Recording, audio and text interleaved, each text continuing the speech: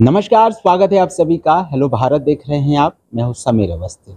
मध्य प्रदेश में 230 विधानसभा सीटों पर चुनाव होने जा रहा है, जिसको लेकर सभी पार्टियों के द्वारा तैयारी जोरों पर है। हमारे साथ भाजपा पूर्व किसान मोर्चा जिला अध्यक्ष गोविंद सिंह जी हैं। इनसे बात करेंगे और जानेंगे कि जो विधानसभा चुनाव होने जा रहा है उसको लेकर क्या देखते हैं और जो माहौल क्षेत्र का है उस माहौल को लेकर क्या कहना चाहते हैं। गोविंद जी, आपका स्वागत है। जी जी, बहुत बहुत धन्यवाद। गोविंद जी, ये जानना चाहता हूँ आज जिस तरीके से क्षेत्र का राजनगर विधानसभा क्षेत्र का माहौल है और छतरपुर जिले के लिए जो सूची भाजपा के द्वारा जारी की गई उसको लेकर आप कहना क्या चाहते हैं, क्योंकि विरोध काफी देखा जा रहा है। जी, वो ठीक है, जो हाई कमान का निर्णय है। अब की बार ऐसी चर्चा है कि हमारे माननीय मोदी जी और माननीय अमित शाह जी स्वयं सर्वे कराए, उसके आधार पर टिकटें दी जा रही हैं।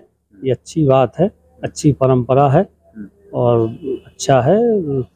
जो हाई कमान ने निर्णय लिया उसका अच्छा परिणाम आएगा। तो लेकिन क्यों देखा जाता है ये पार्टी में ही एक ही पार्टी के लोग ये एक दूसरे का विरोध करते हैं? जी, ऐसा नहीं है जी। कुछ परंपराएं चली हैं और इस बार बहुत ज़्यादा चली हैं और बीच बीच में ऐसा नेतृत्व ने संकेत भी दिया कि ये गलत बात है।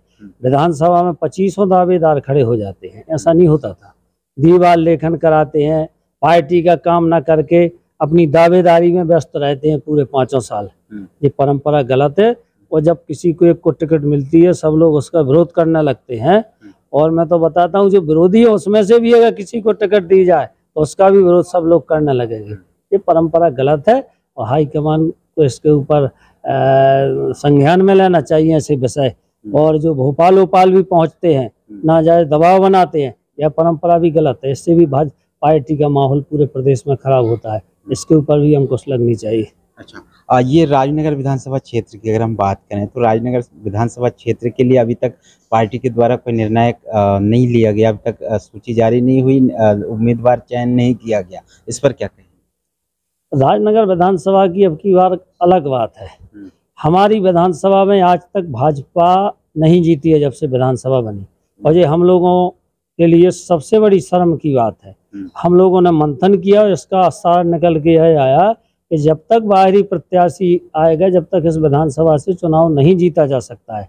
जैसे दिग्गज नेता ओबीसी के बड़े नेता रामकृष्ण कुसमरिया जी, जिनको 46,000 वोट मिले थे इस विधानसभा से, अंत में वो भी हार गए। इसलिए बाहरी प्रत्याशी यहाँ से नहीं जीत सकता है। आप लोग ने भी गांव-गांव तक, निचले स्तर तक आप लोगों के पास जानकारी होगी कि अब की बार तो जान आक्रोश है। डॉक्टर घासीराम जी के साथ बिना मुलाये, बिना खर्चे के, अपने आप हजारों की भीड़ पैदल चली 2 दिन। यह एक यह साधारण बात नहीं है, एक बड़ी गंभीर बात है। अच्छा, ये बताइए गोविंद जी, आप भी पार्टी से लंबे समय से जुड़े हुए हैं। लोग ऐसे मुद्दों पर आपने आवाज़ उठाया है तो आपके द्वारा दावेदारी पेश नहीं की गई? मैंने पिछली बार दावेदारी की थी और भास्कर की सर्वे में मेरा नाम प्रथम पर था। इस बार दावेदारी क्षेत्र की तरफ से है, क्षेत्रवाद की दावेदारी है। हमारे क्षेत्र में जिसको भी पार्टी टिकट देना चाहे, हमारे पटेल भाई हैं, कुशवाहा भाई हैं, व्यापारी भाई हैं, हरिजन भाई हैं, विभिन्न जातियों के जो छोटे छोटे वर्ग हैं वे हैं। क्षत्रिय समाज यहाँ पर काफी ताकतवर है, ब्राह्मण समाज के यहाँ पर बड़े प्रभावशाली नेता हैं। चाहे जिसको टिकट दे दे वो रिकॉर्ड मतों से चुनाव जीतेगा और कांग्रेस को परास्त करेगा, लेकिन जीतेगा क्षेत्र का, ये निश्चय है। अगर बाहरी को टिकट दिया तो परिणाम निश्चित है कि जो आता रहा वही आएगा। अच्छा, तो आप कह रहे हैं बाहरी हैं, और अभी ये भी जानकारी में आई है कि छतरपुर जिले से बड़ी संख्या में कार्यकर्ता जो है भोपाल में डेरा जमाए बैठे हुए हैं। तो इन सब चीज़ों को लेके, और अगर पार्टी देती है टिकट अरविंद पटेरिया जी को, तो क्या आप लोग समर्थन करें? अब देखो भाई, कि ये है कि गांव के लिए घर छोड़ देना चाहिए और क्षेत्र की बात जहां आती है वहां सब कुछ नीचे है। क्षेत्र के सामने मातृभूमि के लिए जहाँ पे हम जन्मे हैं वहाँ के आज युवा लोग हम लोगों को धिक्कार रहे हैं कि आप कैसी नेतागिरी करते रहे। मैंने शिक्षक की नौकरी छोड़कर राजनीति की। माननीय स्वर्गीय जगदम्बा प्रसाद जी का क्षेत्र है ये साधारण क्षेत्र नहीं है, संघर्ष की भूमि है। महाराज छत्रसाल की भूमि है। भगवान मतंगेश्वर के क्षेत्र के ऊपर कृपा है। लव कुश नगर से माँ बम्मर बहनी यहाँ पर कृपा बरसाती इस क्षेत्र के ऊपर, तो इसलिए अब की बार तो जन्मभूमि के लिए लड़ाई है और इस क्षेत्र को मुक्त कराने की लड़ाई है। अच्छा, ये बताइए, आप कह रहे हैं बाहरी प्रत्याशी यहाँ से चुनाव नहीं जीतेंगे, ये स्थानीय प्रत्याशी जो उम्मीदवार हैं जो दावेदारी कर रहे हैं वो बाकी समय में तो क्या लोगों के पास गए उनकी आवाज उठाने के लिए? यार आप सब देखते रहे, यहाँ पर जिला अध्यक्ष हैं, यहाँ पर जनपद अध्यक्ष रहे वो इस क्षेत्र से, आप पता लगा लें 86 पंचायतों में कितना बढ़िया उनका प्रभाव है। आज भी उनकी चर्चा होती है, कितने मिलनसार हैं। अगर उनने भी इस क्षेत्र के ऊपर ध्यान दिया होता तो स्थिति नहीं बन पाती, वरना बाद में उनके समझ में आया। आज भी उनको आदमी पसंद करते हैं। और जहाँ डॉक्टर घासीराम की बात है, वो विभिन्न पदों पर रहे और इस क्षेत्र का विकास किया। मंडी अध्यक्ष बन करके आप गांव में चर्चा करो, कितनी अच्छी मंडी चलाई। प्रकाश पांडे जी नगर पंचायत खजुराहो के भाजपा के अध्यक्ष रहे, मंडी अध्यक्ष रहे, सब प्रभावशाली। हमको आप देखते हैं, हम लगातार अपनी सरकार भी है तो भी हम आंदोलन कर देते हैं। हम किसानों की लड़ाई लड़ते हैं, गरीबों की लड़ाई लड़ते हैं, शोषितों की लड़ाई लड़ते हैं, सब लोग बराबर जन संपर्क में रहते हैं। लेकिन अब की बार जो कृत्य किया गया, अब की बार क्या हुआ कि सारे वरिष्ठ लोगों को बुलाया नहीं गया। 5 साल में किसी से चर्चा ही नहीं की। उपायुक्त में विभिन्न पदों पर रहा, मंडल उपाध्यक्ष से रह के जिला महामंत्री किसान मोर्चा, जिला मंत्री भाजपा किसान मोर्चा, जिला अध्यक्ष, और वर्तमान में बुद्धिजीवी प्रकोष्ठ का जिला संयोजक हूँ। आप खुद देखते हैं, सब लोग काम करते हैं। लेकिन अब की बार जिस प्रकार से पार्टी ने उपेक्षा की, चाहे सम्मानीय राकेश रिचारिया हो, चाहे उपमा त्रिपाठी हो, चाहे अनुज सिंह जी हो, चाहे प्रकाश पांडे जी हो, चाहे बबलू कुशवाहा जी हो, चाहे घासीराम पटेल जी हो, चाहे मैं हूँ, चाहे रामराज मारसाब सिंह हो, आप देख रहे हैं पूरी भाजपा रोड पे थी। पूरी विधानसभा की भाजपा पैदल चली 2 दिन क्षेत्रवाद के ऊपर। आपने देखा नहीं है, पूरे हम सब एक हैं और क्षेत्र, और हमने राष्ट्रीय नेतृत्व हमारी भावनाओं को समझ रहा है। माननीय मोदी जी, माननीय अमित शाह जी, माननीय शिवराज जी, जिनकी हमारे केंद्र की योजना और राज्य सरकार की योजनाओं से लोग जबरदस्त प्रभावित हैं और इस क्षेत्र का विकास हुआ है। तो हमें ऐसी भी उम्मीद है कि सर्वे के आधार पर हमारा क्षेत्र का ही प्रत्याशी आएगा अब की बार, और कांग्रेस को मुँह की खानी पड़ेगी। कांग्रेस तो लगातार 4 बार से है, भाजपा नहीं आ पा रहा विधानसभा राजनगर में।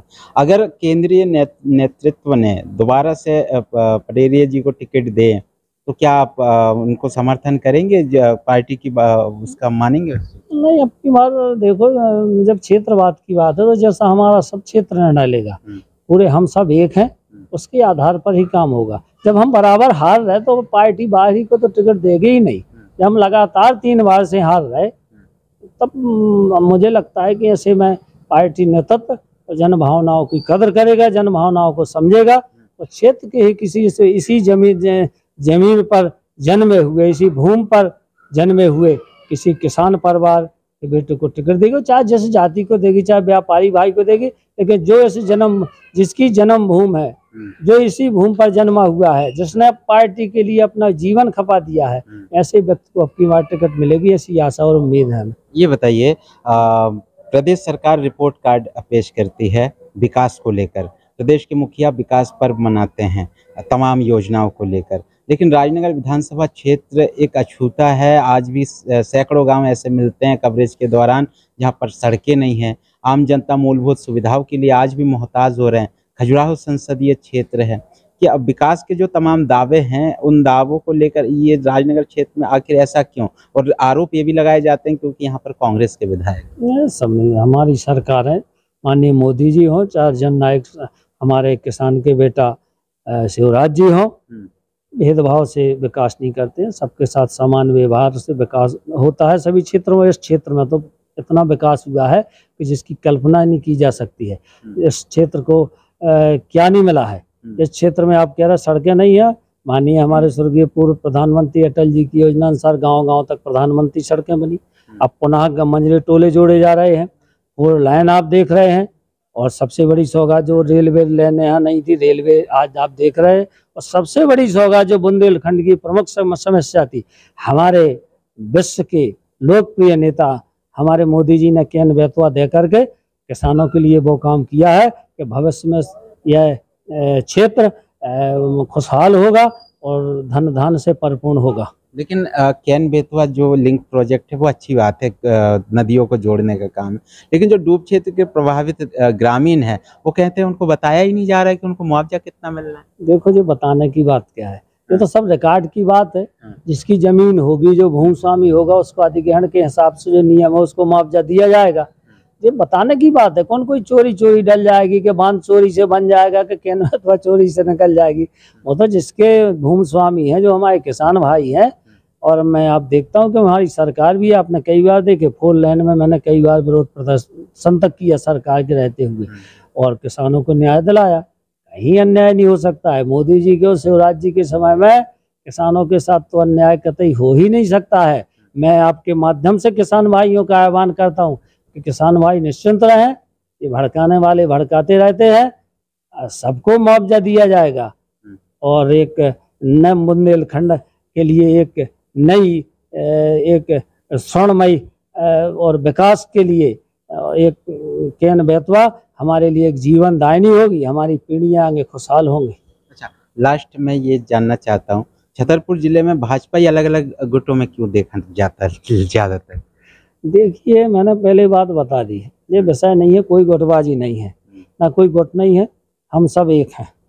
और भारतीय जनता पार्टी की सरकार बनाने मध्य प्रदेश में जा रहे हैं। कोई गुटबाजी नहीं है।